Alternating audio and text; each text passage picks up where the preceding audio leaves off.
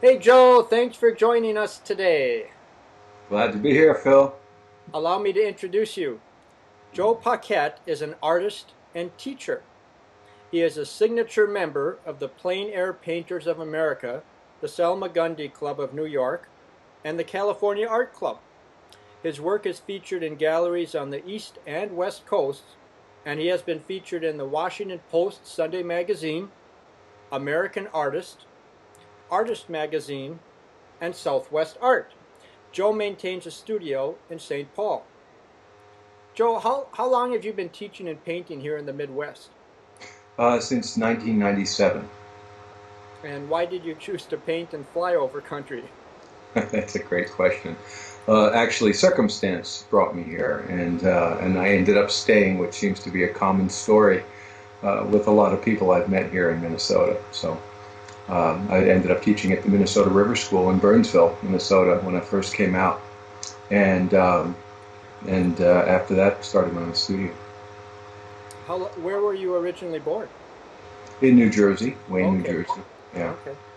Now, what painting classes do you offer?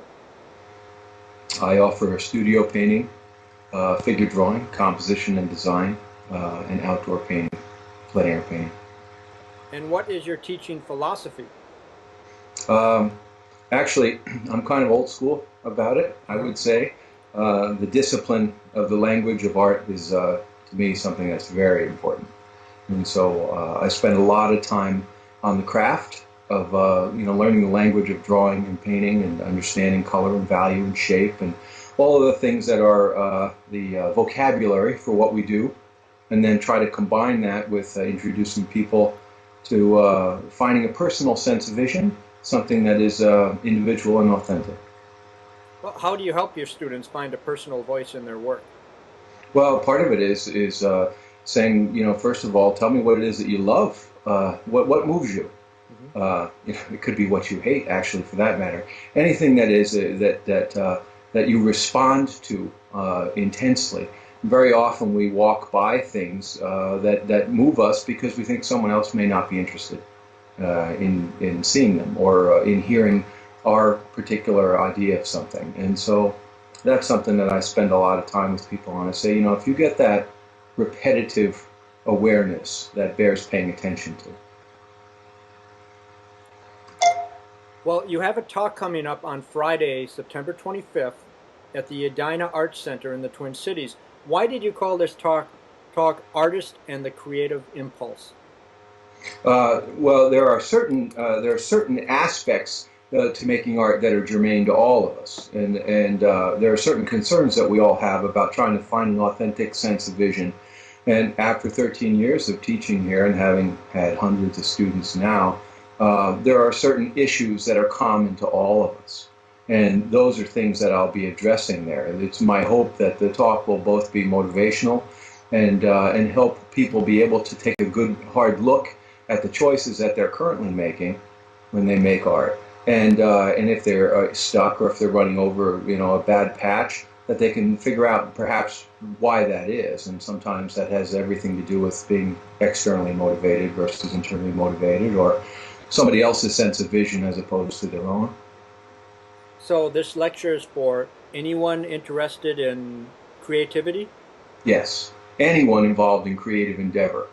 The authenticity is really the keystone of this. And I think very often, whether it's the written word or it's music or it's painting or it's sculpture, when we witness something that is authentic, it resonates with everyone. There's something about it that because it's rare. An authentic sense of vision, I think, is in the arts is probably the most rare thing. There's a lot of very derivative work being done on many levels, and it's my hope that and my belief that anybody at any point in their life, if they're willing to get the skills that are necessary to understand the language that they're using, and they can combine that with a unique sense of vision, that no matter where you are in your life, you have a chance to not only get better at what you do for the rest of your life, but to become more singular in your sense of vision. And to me, that's a pretty wonderful thing. Does somebody need to be authentic as a person before they can have an authentic artistic vision so they can paint authentically? Wow, that's a great question. It's actually a fabulous question. And to answer it, yes, partly. I mean, the bottom line is there are people that are authentically fake out there, and they're very good at it. I'm sure we all know people of both stripes. But the bottom line is that when you are living inauthentically, chances are you're going to make art that's inauthentic. And there's actually, art is a mirror for what we do. You have a choice to show people what you want them to see, or what's real and what's meaningful to you. Now, very often we shy away from the things that are meaningful to us for the very simple reason that we would be embarrassed to reveal that much of ourselves, or that we think people would be uninterested or disinterested in our sense of something. So it's much easier to walk down the path of art history as a painter, to do something that's been done before, to paint the pretty picture, knowing that chances are better that it will sell. You know, I mean, Rilke, Rainer Maria Rilke, in Letters to a Young Poet, the first 3 pages, the most beautifully written thing that I've yet found on motive and intent, why anybody should make art. You know, and he says, you know, if your environment is poor, seems poor, do not blame it, blame yourself, for you're not poet enough to call forth its richness. And I think that there's a lot to that, you know, very often. And Emerson says the same things. How many times in the works of genius do we find our own rejected thoughts rejected simply because they're our own? And so it's my hope to try to, you know, not to use, I hate trite phrases, I have to be honest with you, you know, empower is an overused word, but to get people to realize that what's within themselves, what they carry in themselves in the life that they have around them is every bit as valuable as any work that's ever been written, any song that's ever been sung, any sculpture that's ever been made, you know, but to get somebody to that place is very hard. And so, like I said, the biggest part of it for me, and the most obvious place to start, is with the craft. And if your craft is insufficient, no matter how wonderful your vision may be, you know, you're always going to be something less than what you could be. And to me, language is a beautiful thing, but language should be in service of the thing being said. And very often in the 20th century, art has been where the artist creates their own vocabulary. And I always found that curious, because you've never had to create a new English language to say something special. You just had to have a command of the language, and you had to have something to say. And so my feeling is, yes, first, the language of art, the beauty of all of that is to me, very exquisite and requires time.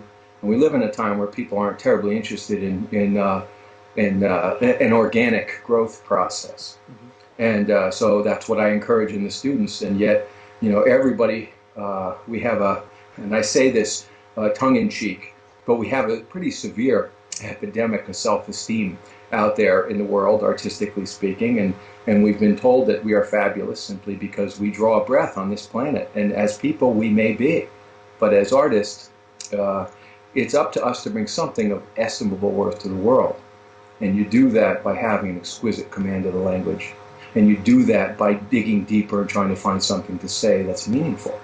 And it takes risk, it takes courage, and it takes time. And very often, that's a very individual choice for everyone. Well, that's terrific. You mentioned internal motivation and external motivation. What's the difference, and how does that impact creative choices? Okay. External motivation is fame, money, awareness, that idea that you want to be noticed. There's a vast difference between having something to say and wanting to be heard. And in the 20th century, we've swung very largely, you know, towards wanting to be heard. Everybody wants their 15 minutes of fame. And reality TV is a perfect example of that. I mean, we've gone to